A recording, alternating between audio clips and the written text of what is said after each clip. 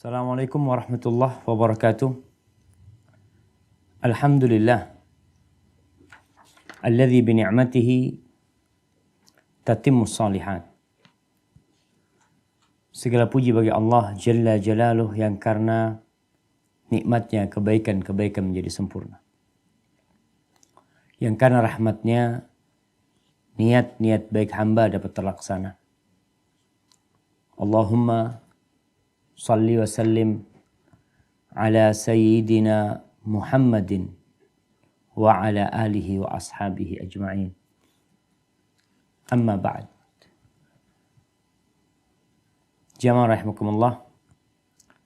Sebuah karunia yang agung dari Allah kita bisa memulai kajian kita membahas fikih yang berkaitan dengan tata cara ibadah kita, tata cara muamalah kita, dan bagaimana kita menyingkapi perjalanan hidup kita sampai ajal menyebut kita. Pada kesempatan kali ini kita akan membahas tentang babul haid wan nifas. Tapi sebelum membahas bab ini, mungkin kita akan membaca bab menyucikan pakaian yang terkena darah haid di halaman 64. Karena ini sangat berkaitan sekali. Awal pembahasan dalam kitab-kitab fikih dimulai dengan kitab Taharah, yaitu kitab bersuci. Dikarenakan kuncinya sholat adalah bersuci. Ketika seorang hendak menghadap Allah Jalla Jalaluh, maka Allah tidak akan menerima salatnya tanpa dia bersuci. Dan dalam pembahasan kita bersuci, ada pembahasan tentang bagaimana tata cara membersihkan najis. Di sini dibahas tentang membersihkan kulit bangkai dengan menyamaknya, membersihkan bejana yang dijilat anjing, kemudian mensucikan pakaian yang terkena darah haid. Silahkan dibaca. Halaman 64.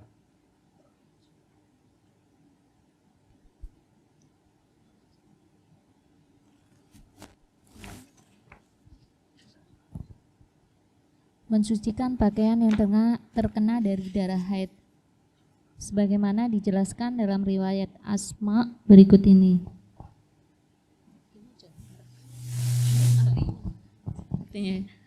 Dari Asma binti Abu Bakar. Bahasa Arabnya dibaca.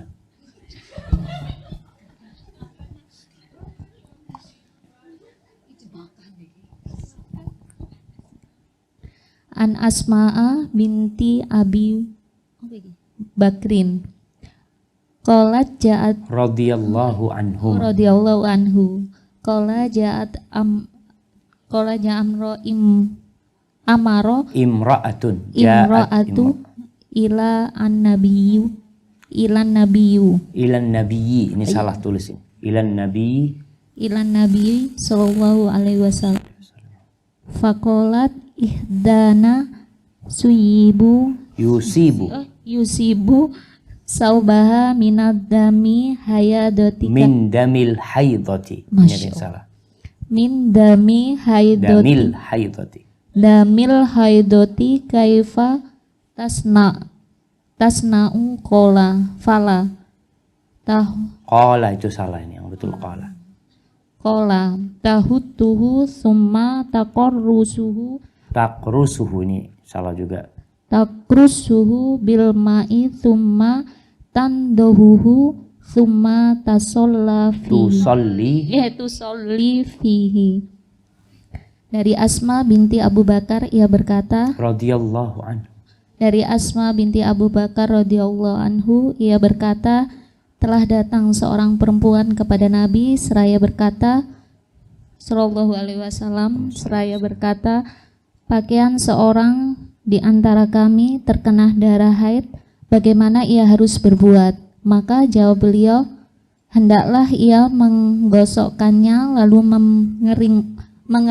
mengeringkannya dengan mengeriknya dengan air, kemudian membilasnya.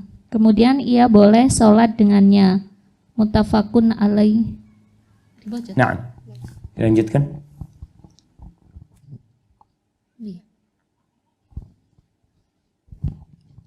Kalau setelah itu ternyata masih terlihat bekasnya, maka tidak mengapa berdasar riwayat berikut ini. An Abi Hurairah radhiyallahu an Haulata binti Yasharing qalat ya Rasulullah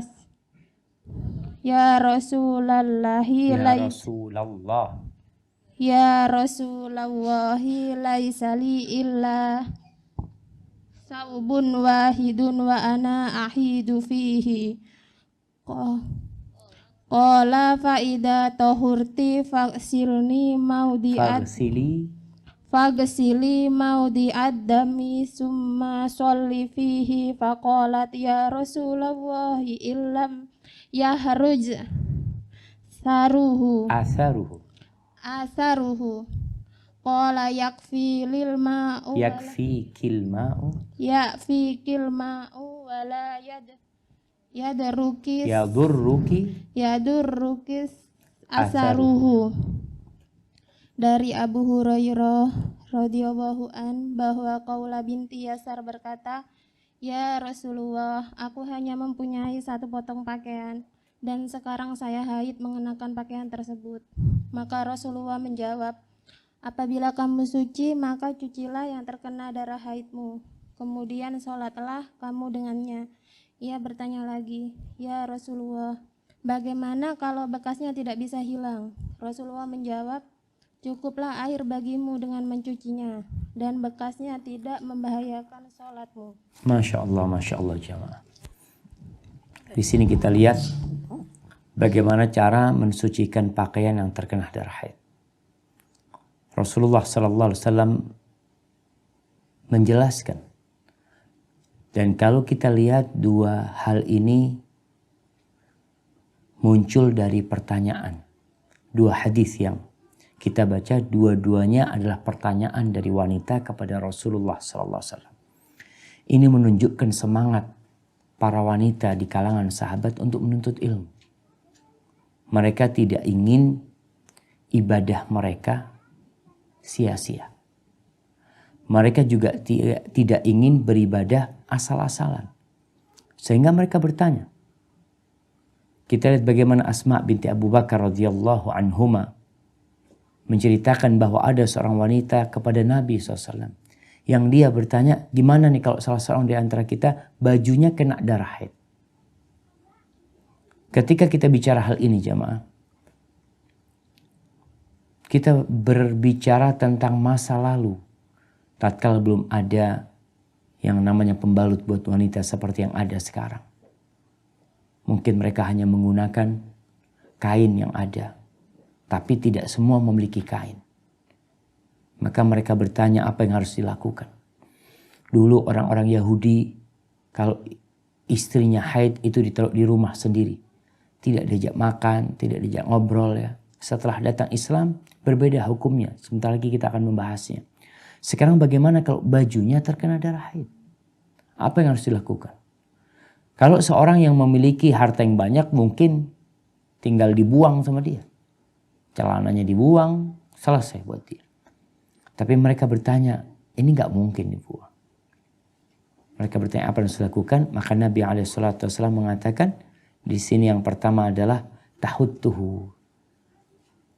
Thumma takrusuhu. Yang pertama, ya digosok-gosok. Kadang-kala darah itu kering. Kemudian dikerik sama dia. Setelah itu, ketika dia mengeriknya, dia sudah mulai menggunakan air. Agar darah yang ada di baju itu menghilang. Kemudian dibilas. Lalu di hadis yang kedua, Khawla binti Yasar radhiyallahu taala anha berkata kepada Nabi SAW. Dia takut salatnya gak diterima. Maka dia bertanya kepada Nabi SAW, aku ini cuma punya satu baju. Satu. satu baju. Ibu-ibu sekarang, wanita-wanita sekarang subhanallah. Dia punya baju berapa? Satu juga sama. Nggak banyak. Satu lemari. Kalau ini satu baju, ini satu lemari. Jadi yang miskin itu satu lemari. Kalau yang kaya Masya Allah, bisa 2-3 lemari. Bukan 2-3 potong pakaian. Maka tatkala membaca hadis ini, seorang wanita hendaklah mensyukuri nikmat yang Allah berikan kepadanya. Sekarang ini diberi segala kemudahan untuk menjadi seorang muslimah yang soleha. Kalau bicara pakaian, Allahu Akbar. Bisa bergonta-ganti. Tapi Khawlah binti Yasar pakaiannya hanya satu. Yang dibuat sholat satu. Yang dibuat keluar rumah ya cuma itu. Nggak ada lainnya punya dia. Dan dia haid di sana. Maka Nabi SAW mengatakan, kalau engkau fa'idha tahurti faghsili. Engkau cuci tempat darah itu, kemudian sholat. Pakai sholat bajunya. Kemudian Asma, Khawlah binti Yasar masih khawatir. Karena dia tahu bekasnya darah ini nggak hilang. Terkadang tetap kalau warnanya hitam, mungkin tidak nampak, tapi bekas itu ada. Apalagi kalau warnanya warna yang cerah. Maka dia bertanya, ya Rasulullah, in lam yakhruj atharuhu, gimana kalau bekasnya tetap nggak bisa hilang? Sekarang orang mungkin bisa memakai berbagai macam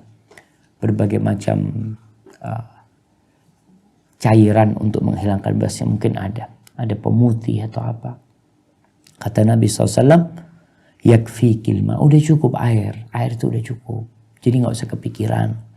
Wala yadhurruki atharuhu, bekasnya tidak membahayakan sholatmu dan tidak membahayakan pakaianmu. Artinya pakaian itu sudah suci.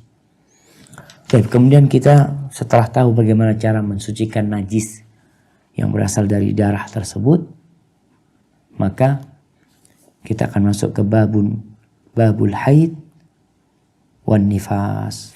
Nah, silahkan dibaca.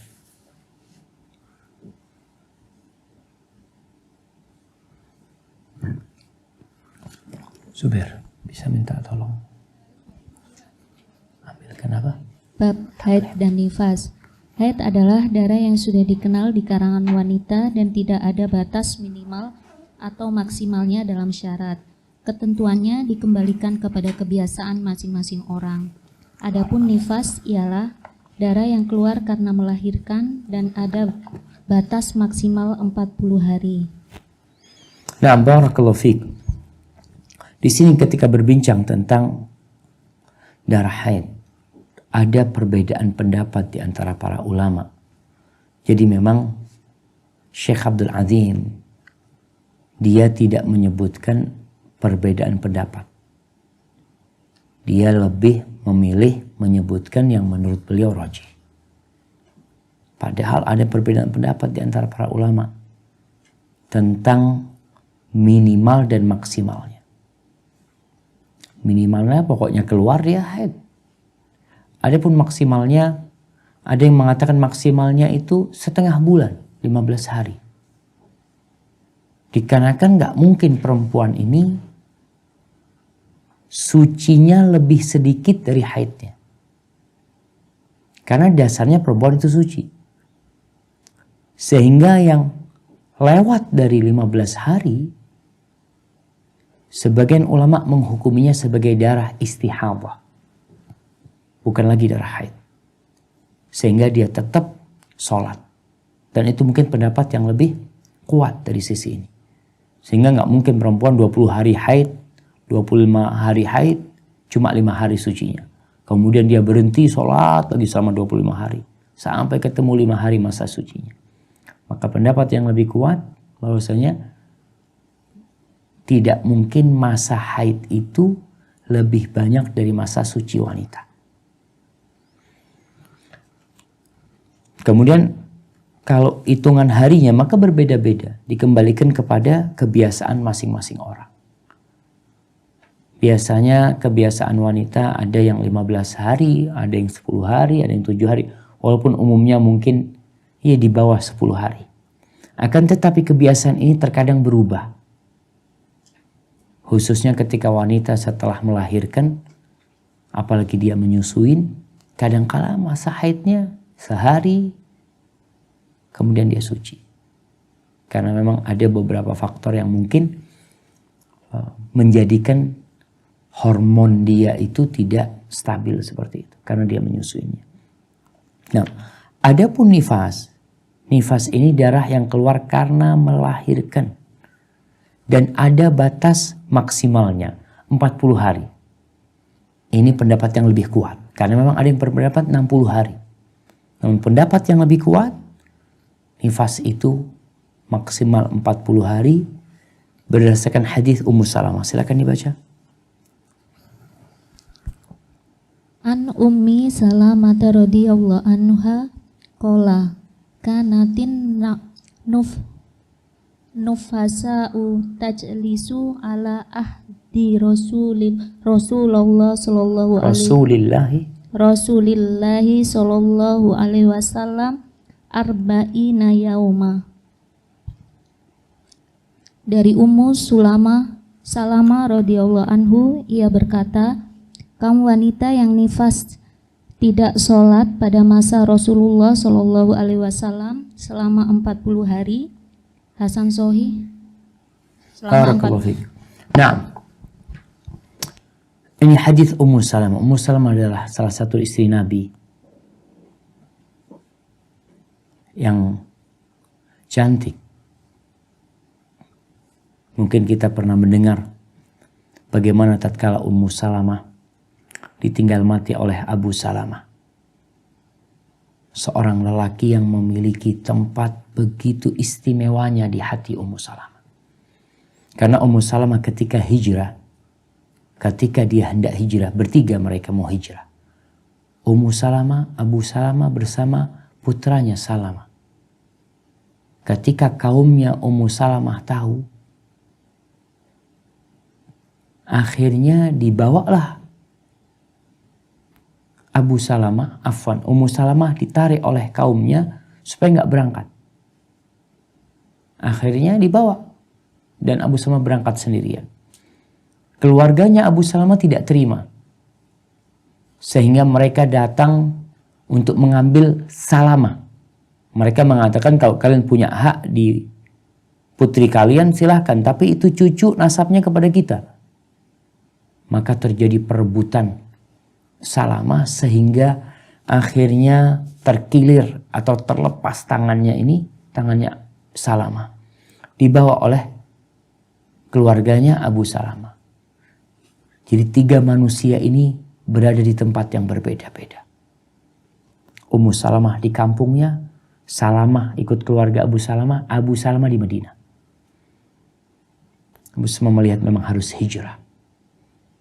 Ummu Salamah akhirnya bersedih karena tidak bisa berjumpa dengan suaminya, tidak pula dengan anaknya. Akhirnya keluarganya Ummu Salamah kesian. Mereka membuat kesepakatan dengan keluarga Abu Salamah yang ada di sana. Udahlah, Salamah kasihkan ke Ummu Salamah.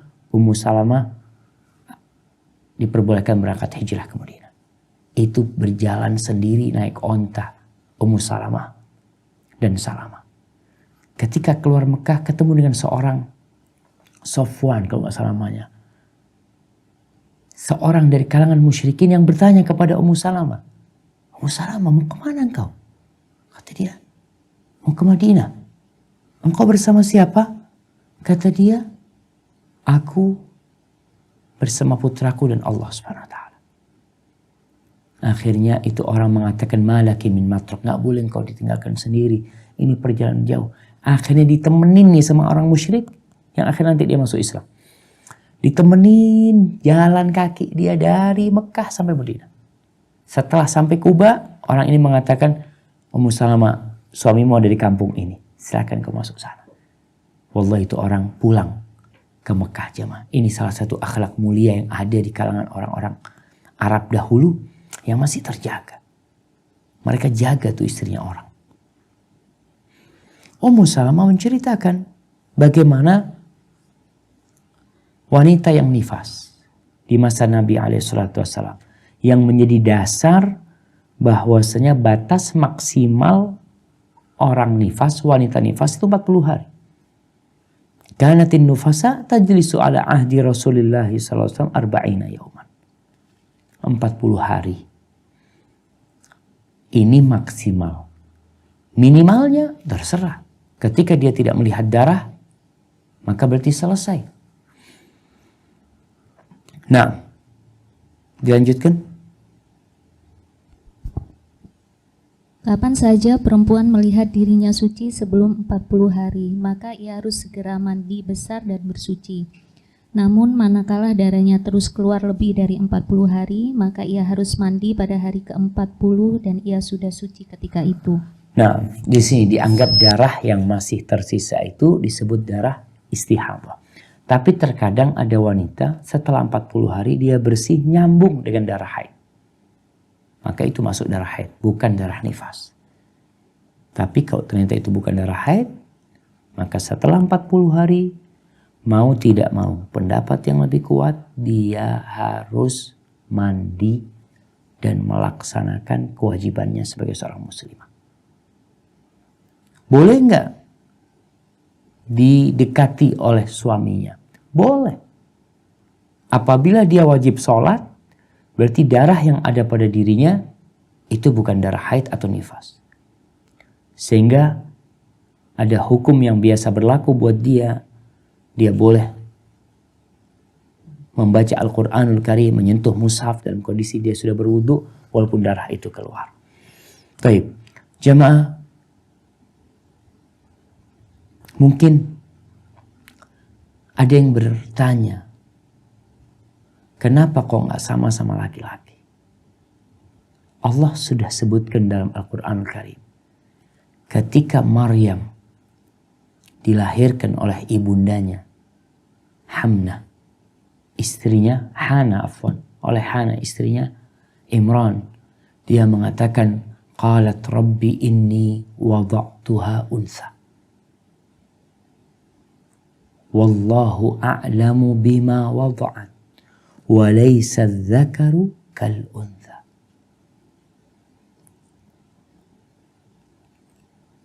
Istrinya Imran mengatakan, ya Allah, yang aku lahirkan ini seorang wanita.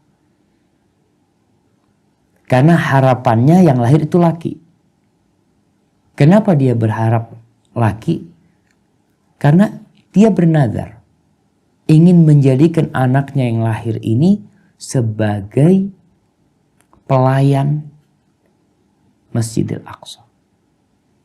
Tentunya seorang lelaki akan lebih bebas dalam membersihkan masjid, menjaga masjid, ya, merawat masjid dibandingkan dengan wanita yang ada banyak keterbatasan. Salah satunya dia haid sehingga dia tidak boleh masuk masjid nantinya. Maka dia mengatakan, ya Allah, yang aku lahirkan seorang wanita. Walaysa dzakaru kal untha wallahu a'lamu bima wada'at. Dan Allah lebih tahu dengan anak yang dilahirkan. Dan lelaki itu gak sama dengan wanita. Perubahan atau perbedaan fisik yang ada pada dirinya, itu juga menandakan adanya perbedaan kejiwaan di antara keduanya. Berkaitan dengan hukum-hukum agama, secara umum laki wanita sama. Tapi ternyata ada hukum-hukum tersendiri yang itu khusus buat wanita atau khusus buat kaum laki-laki.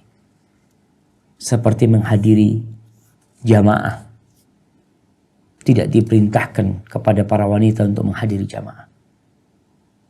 Karena kalau wanita diharuskan untuk datang sholat berjamaah ke masjid, maka hal itu akan membuat, ya, mungkin kalau ana lihat, mungkin akan terjadi sedikit kekacauan.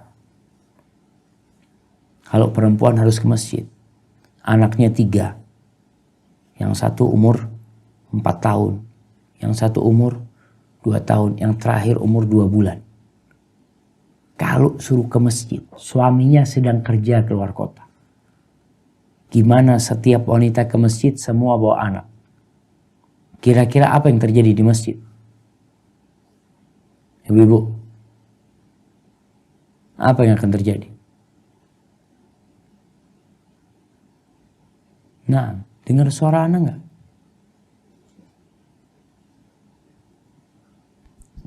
Masjidnya jadi ramai dengan suara anak, Ustadz. Bukan suara anak, jadi tempat penitipan anak masjidnya. Semuanya pada satu ibu gendong 3 anak mungkin dia. Subhanallah. Maka di sini kita lihat ada hikmah di mana wanita diberi beberapa hukum yang khusus buat dia. Salah satunya berkaitan dengan haid dan nifas. Subhanallah jamaah. Ana kemarin merenung ketika berbincang tentang wanita yang nifas. Wanita setelah melahirkan, dia fisiknya lemah. Luar dan dalamnya. Isi perut dia itu masih harus diperbaikin. Rahimnya harus seperti itu pula. Maka harus dirawat itu rahimnya. Sehingga kalau wanita nifas sholat, Allahu Akbar. Dia harus berdiri, ruku, sujud, duduk, berdiri lagi, ruku. Sedangkan kalau kita ngelihat banyak wanita yang habis melahirkan gak boleh banyak gerak. Bahkan gak boleh duduk di bawah kata orang-orang. Untuk menjaga rahim dia. Sehingga Allah Jalla Jalla berikan hukum khusus buat dia. Libur sholat 40 hari. Libur. Maka ini akan dibicarakan tentang hal-hal yang haram bagi wanita haid dan nifas. Silahkan dibaca. Hal-hal yang haram bagi wanita yang haid dan nifas. Diharamkan atas perempuan yang haid dan nifas apa saja yang diharamkan atas orang-orang yang berhadas dan ditambah dengan beberapa hal berikut. Yang pertama, puasa yang harus dikodok ketika telah suci. Nah, jadi hal-hal yang diharamkan atas orang yang berhadas itu haram bagi wanita yang haid untuk melakukannya. Ditambahkan beberapa hal berikut yang tidak ada hubungannya dengan sholat. Yang pertama adalah puasa yang harus diqadha ketika telah suci. Ini satu lagi sebuah keindahan Islam yang perlu disampaikan kepada seluruh umat manusia di penjuru dunia. Puasa diwajibkan atas setiap muslim yang mukallaf. Tapi ternyata bagi seorang wanita yang datang bulan, yang nifas, kalau dia berpuasa dosa dia. Diharamkan bagi dia berpuasa. Dan ibadah dia pada waktu itu bukan berpuasa, tapi meninggalkan puasa. Dan ini ujian buat para wanita. Mungkin sebagian orang berpikir, oh enak ya, perempuan boleh nggak puasa. Bukan boleh, tapi haram bagi dia puasa memang. Tapi ujian bagi dia. Karena dia punya kewajiban untuk mengqadha puasa yang dia tinggalkan tatkala dia suci. Ujiannya di mana? Ujiannya dia harus mengganti puasa di saat orang-orang tidak berpuasa. Mungkin suaminya nggak puasa, anak-anaknya nggak puasa. Dia puasa melihat suaminya makan, anaknya makan, keluarganya makan, bahkan dia yang masak itu makanan, tapi dia tidak boleh memakannya. Itu ujian bagi dia. Yang kedua, ujian bagi dia tatkala melihat orang-orang sedang berpuasa pula. Menikmati membaca Al-Quran, ada yang iktikaf di masjid, sedangkan dia nggak boleh.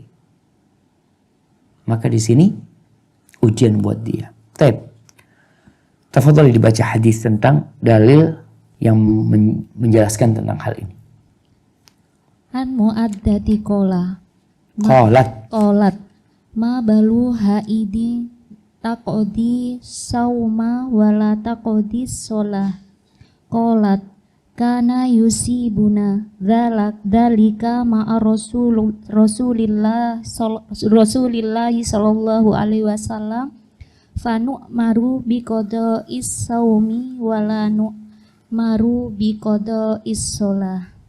Dari Mu'azza, ia bertanya kepada Aisyah radhiyallahu anha kalau perempuannya, radhiyallahu anha, mengapa perempuan yang haid hanya mengkodok puasa dan tidak mau mengkodok sholat? Maka jawab Aisyah, yang demikian itu terjadi pada diri kami ketika bersama Rasulullah Shallallahu Alaihi Wasallam, yaitu agar kami mengganti puasa dan tidak diperintahkan mengkodok sholat. Barakallahu fiik. Hadis muttafaq alaih. Taib. Aisyah ditanya oleh seorang wanita radhiyallahu taala anha tentang kenapa yang haid itu mengqadha puasa tapi tidak mengqadha sholat. Dua-duanya ibadah. Yang satu diqadha, yang ini nggak boleh diqadha. Kenapa? Dalam riwayat lain, Aisyah bertanya kepada perempuan yang bertanya ini. Balik bertanya. Mengatakan, aharuriyatun anti. Apakah engkau termasuk wanita dari kelompok Khawarij yang tinggal di Harura sana? Jadi ada satu sekte dalam Islam yang dikenal dengan Khawarij yang tinggal di Harura pada masa itu. Mereka itu mewajibkan mengqadha puasa dan sholat. Kalau kita bicara akal, mungkin sebagian mengatakan, oh iya ya, kenapa kok disuruh mengqadha sholat? Tidak disuruh mengqadha sholat, tapi mengqadha puasa saja, sama-sama ibadah. Maka mereka mewajibkan hal itu, karena mereka termasuk aliran yang menyimpang dan keras.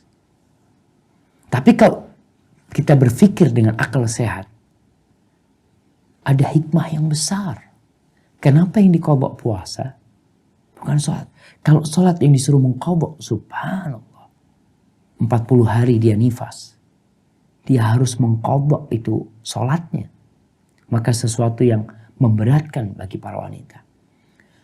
Maka Aisyah radhiyallahu ta'ala anha menjelaskan kepada Mu'adzah ini.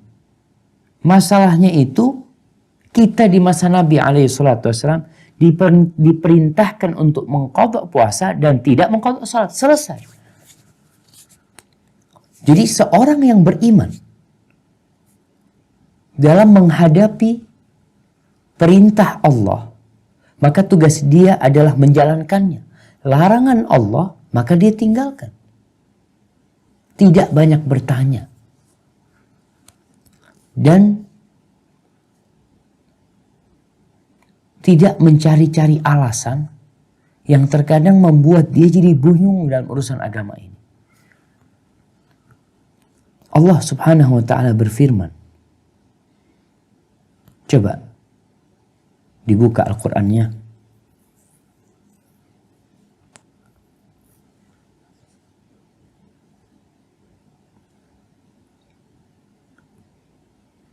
Allah berfirman, "Wa ma kana li mu'minin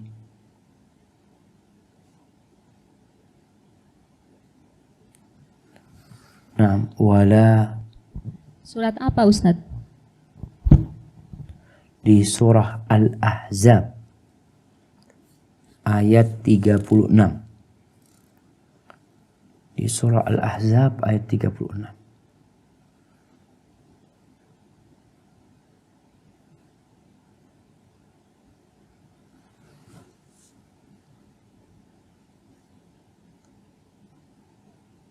Silahkan dibaca.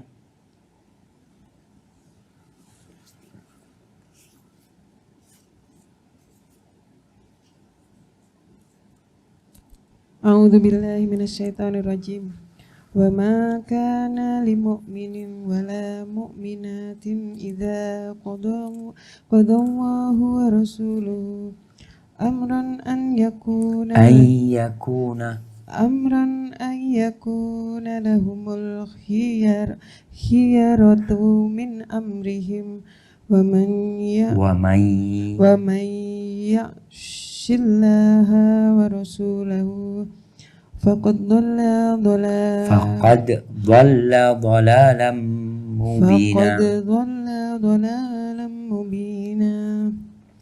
Dan tidaklah patut bagi laki-laki yang mukmin dan tidak pula bagi perempuan yang mukmin apabila Allah dan Rasul-Nya telah menetapkan suatu ketetapan akan ada bagi mereka pilihan yang lain tentang urusan mereka. Dan barang siapa menurhakai Allah dan Rasul-Nya, maka sungguhlah dia telah sesat yang nyata. Subhanallah. Kita lihat bagaimana seharusnya seorang yang beriman menerima perintah Allah dan Rasul. Mau masuk akal, nggak masuk akal, laksanakan. Nggak ada pilihan buat kita nih. Hanya saja banyak orang sekarang ini disebabkan keimanan yang lemah terjadi tawar-menawar ketika ada perintah Allah. Ada larangan Allah. Apa nggak bisa seperti ini? Apa nggak bisa seperti ini? Apa penyebabnya? Lemahnya iman. Seorang yang imannya kuat, maka dia akan mengatakan sami'na wa ata'na. Ya udah kayak gini. Aisyah radhiyallahu ta'ala mengajarkan kepada Mu'adzah agar dia menyerahkan seluruh urusan dia itu kepada urusan Allah dan Rasul. Kita dulu di masa Nabi SAW disuruh mengqadha puasa, nggak disuruh mengqadha sholat. Selesai. Seperti ini aturan. Kalau ada orang yang mewajibkan mengqadha sholat bagi orang yang nifas, bagi wanita yang nifas atau haid, silahkan datangkan dalilnya. Karena Aisyah radhiyallahu ta'ala sudah menceritakan hal ini. Baik, yang kedua.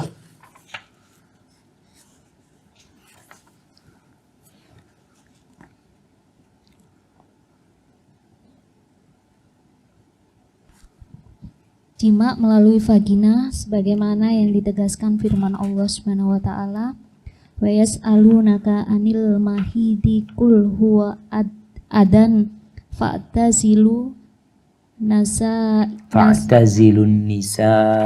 fil mahid. Fa'tazilun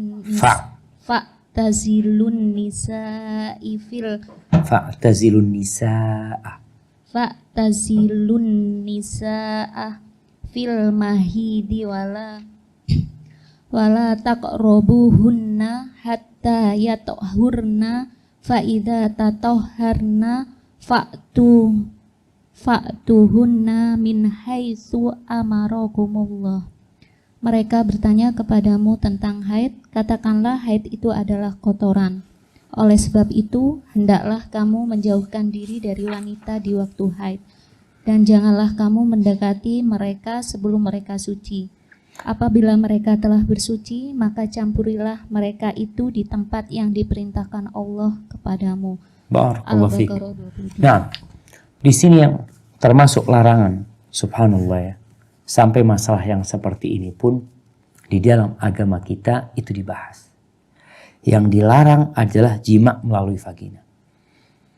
Orang-orang Yahudi dan sebagian orang-orang Arab jahiliyah, ketika istrinya sedang haid, itu ditaruh di rumah sendiri, di tempat tersendiri, nggak boleh makan bareng sama mereka. Ini sebuah aturan yang sangat mendiskreditkan para wanita. Seakan-akan dia pada waktu itu adalah wanita yang najis. Enggak. Tangan dia tidak najis. Tubuh dia tidak najis. Yang bermasalah adalah tempat keluarnya haid saja. Maka di sini muncul pertanyaan dari para sahabat tentang masalah wanita yang haid ini gimana ceritanya? Karena ada banyak tradisi yang mereka dapatkan. Ada banyak aturan yang sudah ada sebelum datangnya Rasulullah Sallallahu Alaihi Wasallam. Maka turun ayat ini. Allah mengatakan wa yas'alunaka 'anil mahid. Mereka bertanya kepadamu tentang haid atau tempat haid. Tempatnya keluar dari haid itu. Maka Allah mengatakan qul huwa adza. Katakan haid itu adalah kotoran. Di sini semua sepakat kalau haid itu kotoran. Namun bagaimana menyikapinya? Fa'tazilun nisa'a fil mahid. Maka di sini Allah mengatakan, hendaklah kamu menjauhkan diri dari wanita di waktu haid atau dari tempat haidnya. Hindari tempat itu. Tidak boleh dia menghubungi istrinya ketika istrinya sedang haid. Fa'idha tatahharna fa'tuhunna min haitsu amarakumullah. Apabila fala taqrabuhunna hatta yathurna, sampai mereka suci. Fa'idha tatahharna, dan apabila mereka telah bersuci. Para ulama mengatakan ada wanita yang suci, ada wanita yang sudah bersuci. Wanita yang haid dan kemudian dia suci, dia belum boleh didatangi oleh suaminya di tempat keluarnya darah tersebut. Tapi kalau dia sudah bersuci, maka di sini pendapat yang lebih kuat di antara pendapat para ulama, mereka mengatakan wanita yang suci belum boleh didatangi oleh suaminya sampai dia bersuci, sampai dia mandi. Ketika dia mandi, kemudian dilihat memang sudah bersih, lalu ada perintah dari Allah, fa'tuhunna min haitsu amarakumullah. Apabila mereka telah bersuci, maka campurilah mereka di tempat yang diperintahkan Allah kepadamu. Karena na'udzubillah min dzalik ya, ada orang-orang yang mendatangi istrinya di duburnya, di tempat kotoran, di tempat bikin anak saja. Ketika dia sedang ada darah yang keluar, darah haid atau nifas, dosa suami mendatanginya. Ini tempat asli. Bagaimana kalau tempat yang memang untuk buang kotoran? Na'udzubillah min dzalik ya. Jadi ketika orang sudah rusak fitrahnya, kadangkala dia tidak berpikir bahwasanya tempat yang sedang dia campuri istrinya itu adalah tempat kotoran. Na'udzubillah min dzalik ya. Kemudian di sini ada hadis Nabi SAW yang mengatakan, isna'u kulla syai'in illa nikah. Kata Nabi SAW, lakukanlah segala sesuatu terhadap istrimu kecuali jima. Jadi boleh bercengkrama dengan istrinya, tiduran sama istrinya. Mereka ya semua segala sesuatu boleh dilakukan kecuali jima. Dan kalau kita lihat sekarang jamaah, subhanallah ya, dengan banyaknya pakaian, dengan adanya pembalut. Jadi hal-hal yang mungkin membuat suami kadangkala menjadi, maaf mungkin dia jijik sama istrinya, itu sudah terhindarkan. Maka bagi para wanita, ana nasihatkan hati-hati. Jangan sampai suaminya itu melihat ada darah di pakaian dia, di celana dia. Kadangkala mungkin digantung celana di kamar mandi atau di mana, ada bekas darah haid, kemudian suami melihat hal itu, maka itu membuat moodnya suami jadi nggak nyaman. Maka tugas wanita lah menjaga hasratnya suami, walaupun dia sedang haid, tidak sampai hasrat itu hilang. Barakallahu fiik. Baik, kita masuk ke hukum orang yang bercampur dengan perempuan yang haid. Sekarang gimana nih? Kalau ternyata si suami, ya mungkin dia nggak bisa nahan nafsunya, dia mendatangi istri dalam kondisi haid. Apa yang harus dilakukan? Silakan dibaca. Hukum orang yang bercampur dengan perempuan yang haid. Imam Nawawi rahimahullah dalam kitab Syahrul Muslim 3/204 mengatakan, andai kata seorang muslim meyakini akan halnya jima dengan perempuan yang sedang haid, melalui kemaluannya ia menjadi kafir murtad. Lihat nih. Ini ada perkara dalam agama Yang kalau seorang meyakini lawannya, maka dia bisa murtad. Hanya karena dia meyakini halalnya jima dengan perempuan yang sedang haid melalui kemaluannya, maka kata Imam Nawawi dia kafir murtad. Allah mengatakan fa'tazilun nisa'a fil mahid. Jauhi perempuan ketika dia datang bulan di tempat haidnya itu. Kemudian dia mengatakan, oh enggak halal, enggak apa-apa. Kalau dia orang bodoh, maka dia dikasih tahu. Tapi kalau orang sudah paham urusan agama, kemudian dia tetap berpendapat seperti itu dan meyakininya, maka dia bisa murtad. Ini ucapan Al-Imam An-Nawawi yang bermadhab Syafi'i. Nah, silakan lanjutkan. Kalau ia melakukannya tanpa berkeyakinan halal, yaitu jika ia melakukannya karena lupa atau karena tidak mengetahui keluarnya darah haid atau tidak tahu bahwa hal tersebut haram atau karena dia dipaksa oleh pihak lain, maka itu tidak berdosa dan tidak pula wajib membayar kafaroh. Subhanallah. Kita lihat ternyata ada kondisi-kondisi tertentu yang dia tidak jadi murtad. Kondisinya apa yang pertama disebutkan ini, dia melakukannya tanpa berkeyakinan halal. Bisa jadi karena lupa, atau karena tidak mengetahui bahwa hal itu haram, atau dipaksa oleh pihak lain, maka dia tidak berdosa dan tidak pula wajib membayar kafarah. Dia melakukannya karena nggak tahu atau karena lupa. Maka dia tidak wajib, tidak dosa. Pertama tidak berdosa dan tidak wajib bayar kafarah. Ini kondisi yang berlawanan sekali. Yang satu kondisinya meyakini bahwasanya itu halal, itu murtad. Yang satu dia tidak meyakini itu halal, cuma dia nggak tahu hukumnya atau dia lupa. Maka bagi dia tidak dosa dan tidak wajib bayar kafarah. Nah, kondisi yang ketiga. Namun jika ia mencampuri perempuan yang haid dengan sengaja dan tahu bahwa dia sedang haid dan tahu bahwa hukumnya haram dan penuh kesadaran, maka berarti dia telah melakukan maksiat besar sebagaimana yang telah ditegaskan oleh Imam Syafi'i bahwa perbuatannya adalah dosa besar dan ia wajib bertaubat. Adapun mengenai kewajiban membayar kafaroh ada dua pendapat. Barakallahu fiik. Bayangkan coba.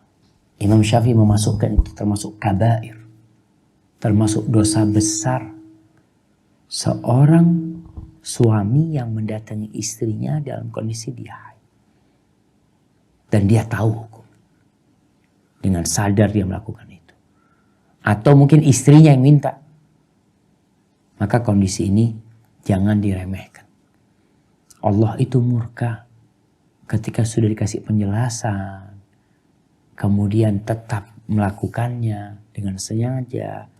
Maka itu termasuk dosa besar yang menuntut dia harus bertobat. Nggak cukup dia, ya sudah anak akan istighfar, anak akan banyak-banyak sholat. Ketika itu dosa besar, maka kewajiban dia adalah bertobat. Meninggalkan perbuatan itu, menyesalinya dan berazam untuk tidak mengulanginya. Adapun mengenai kewajiban membayar kafarah ada dua pendapat. Nanti kafarah ini akan dibahas setelah. Saya akan lanjutkan.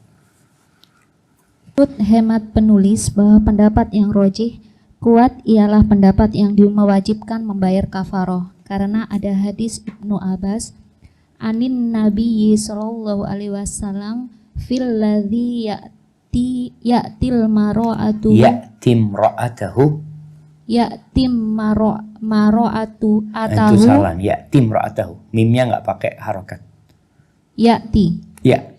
Ya'tim ra'atuhu wahya haidu qala yatasaddaqu bidinari aw nisfi bidinarin aw nisfi dinarin. Dari Nabi Shallallahu Alaihi Wasallam tentang seorang suami yang mencampuri istrinya di waktu haid, Rasulullah bersabda, hendaklah ia bersedekah 1 dinar atau separuh dinar. Sahih Ibnu Majah.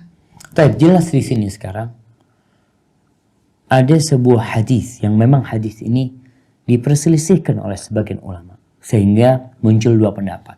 Yang satu mewajibkan bayar kafarah, yang satu tidak mewajibkan bayar kafarah. Tapi berdasarkan hadis ini, maka Syekh mengatakan pendapat yang rajih dia bayar kafarat. Kafaratnya apa? Dia bersedekah 1 dinar atau setengah dinar. 1 dinar atau setengah dinar. 1 dinar itu berapa gram emas, ibu-ibu?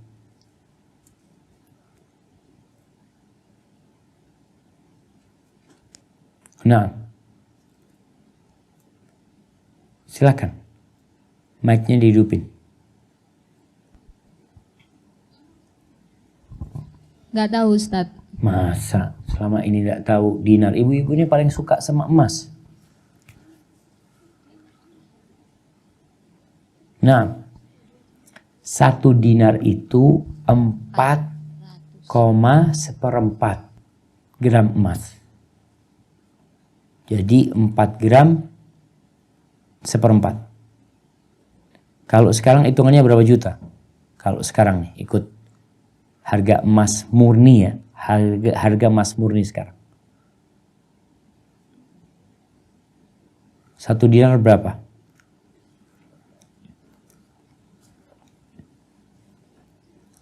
Nah, silakan. 2 juta lebih Ustadz. Ya lebihnya berapa?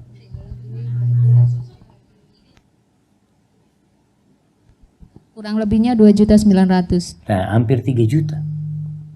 Hampir 3 juta, bayangkan. Kalau suami mau datangin istrinya ketika haid, dia harus bayar 2,5 juta. Kira-kira dia datengin nggak istrinya? Pak Ustadz. Apa yang dia lakukan? Dia sayang sama duit 2,5 juta. Masya Allah, mungkin gajinya 1,5 juta. Kalau dia harus bayar ini. Nah, jadi kalau kita lihat subhanallah, adanya kafarat ini benar-benar untuk menahan seseorang untuk mendatangi istri. Nggak main-main. Selain dia harus bertobat. Harus tobat dia. Itu dosa besar, nggak main-main.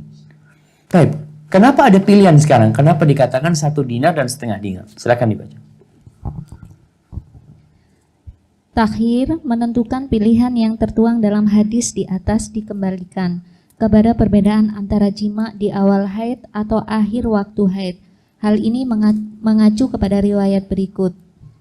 Ruwiya anibni Abbasin mauqufan in asobaha fi faurid dami tasaddaqa bidinarin wa in kana fi akhirihi fanis fihi dinari. Diriwayatkan dari Ibnu Abbas radhiyallahu anhu secara mauquf, ia berkata, jika ia bercampur dengan istrinya di awal keluarnya darah, maka hendaklah bersedekah 1 dinar, dan jika di akhir keluarnya darah, maka setengah dinar. Sahih mauquf. Barakallahu fiik. Jadi takhir, pilihan antara 1 dinar atau setengah dinar itu dijelaskan oleh Ibnu Abbas. Jadi hadis ini adalah penjelasan Ibnu Abbas, bukan Rasulullah SAW. Bahwasanya apabila mendatangi istrinya di awal keluarnya darah haid, maka 1 dinar. Kalau di akhir yang kadangkala sudah mulai berkurang darah haidnya, mulai bersih tapi belum bersih total, dia mendatangi istrinya, maka tatkala itu dia bayarnya setengah dinar. Setengah dinar atau 1 dinar, yang jadi masalah perbuatan itu adalah dosa besar. Jadi kalau ada para wanita yang pernah didatangi oleh suaminya dalam kondisi haid, kalau dia nggak tahu hukum selesai. Tadi udah kita bicarakan. Kalau dia nggak paham hukumnya atau lupa, kalau sedang datang bulan. Tapi kalau dia dengan sadar mendatanginya, maka pendapat Ibnu Abbas ini termasuk pendapat yang kuat sehingga dia bayar kafarah. Dia keluarkan itu setengah, dia sedekahkan. Kalau gimana Ustaz, mungkin pernah 2 kali. Ya kalau 2 kali itu pilihannya. 2 dinar atau 1 dinar kalau mendatanginya di akhir waktu. Atau kalau 4 kali, 5 kali. Allah jamaah, ada hal-hal memang yang kita harus belajar agama kita. Kalau tidak, kita akan berbuat dosa dan meremehkan dosa tersebut. Barakallahu fiik. Ana rasa mungkin kita cukupkan sampai di sini. Atau mau dilanjutkan?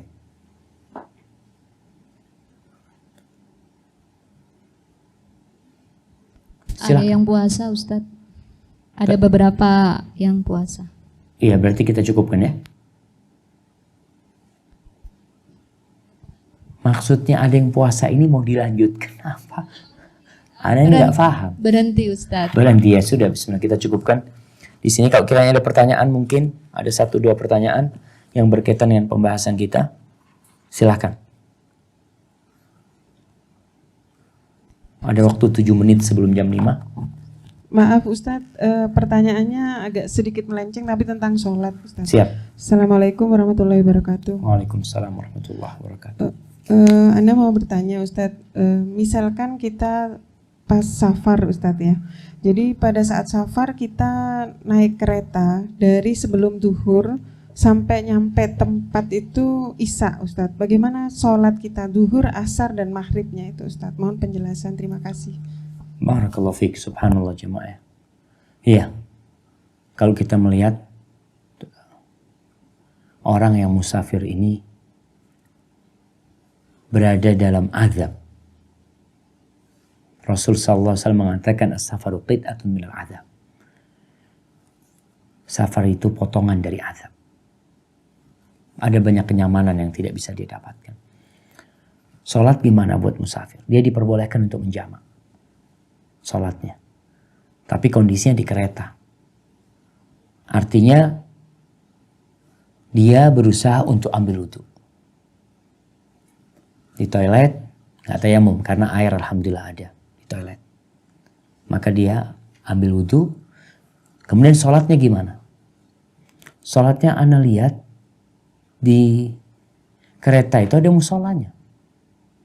Ana berulang kali kalau naik mungkin Ranggajati itu biasanya ana sholat di musolanya.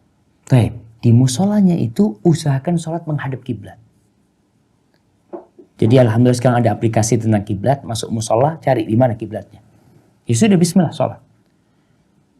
Kalau bisa sholat ketika berhenti kereta itu sehingga kita tetap berada di kiblat kita, alhamdulillah. Tapi kalau nggak bisa, Ustaz nggak bisa Ustaz. Ana sholat, keretanya jalan. Maka pakai aplikasi atau tanya di mana arah kiblat sekarang ketika dia hendak sholat, di mana arah kiblatnya. Maka ketika itu dia sholat ikut arah kiblat tersebut. Jadi ana lihat musola itu selalu kosong. Lebih sering ana sholat sendiri dan tidak ada orang di sana. Dan ana pakai aplikasi, ana lihat di mana arah kiblat, di situ ana sholat. Itu untuk zuhur sama asarnya. Adapun maghrib dan isyanya bisa dia jamak ketika dia sampai tempat tujuan dia. Kalau dia sampai kota dia berarti dia jamak tanpa qasar. Tapi kalau dia sampai di kota tujuan dia yang bukan tempat tinggal dia, maka di situ dia masih boleh jamak qasar. Seperti itu kiranya. Allahu a'lam bishawab.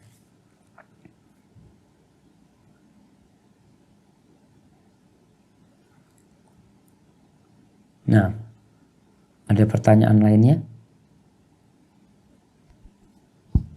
Assalamualaikum Ustadz. Waalaikumsalam warahmatullahi. Masih tentang sholat waktu safar nggih.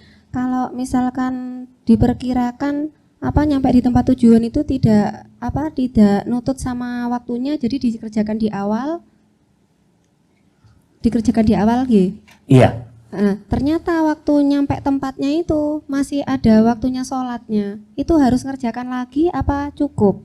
Nah, iya. Ketika dia mengerjakan di awal itu karena memang ada alasan buat dia, maka nggak ada masalah. Ketika dia sampai, oh ternyata waktunya masih ada. Karena dia mengerjakan sholat itu dengan alasan yang diperbolehkan. Itu nggak ada masalah.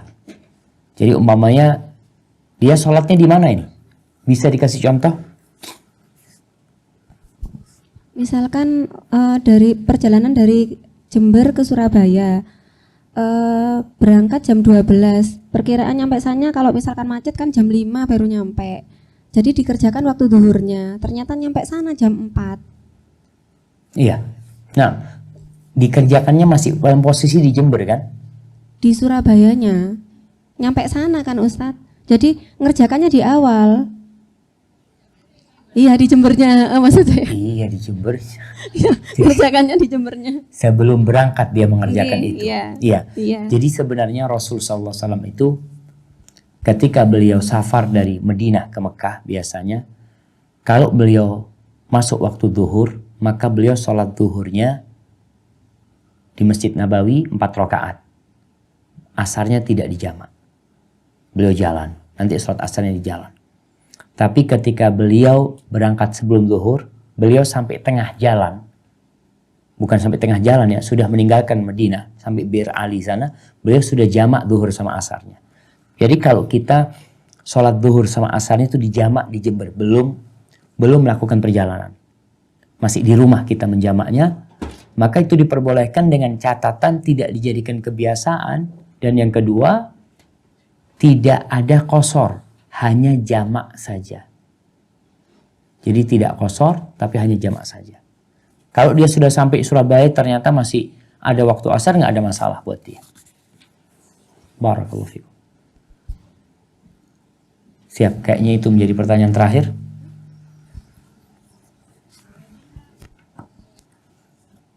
Baik, kita tutup kajian kita pada kesempatan kali ini. Semoga kita bisa melanjutkan kajian ini dan menambah keimanan kita, serta menjadikan kita orang-orang yang mengamalkan apa yang kita ketahui. Subhanakallahumma bihamdika asyhadu an la ilaha illa anta astaghfiruka wa atubu ilaik. Wassalamualaikum warahmatullahi wabarakatuh.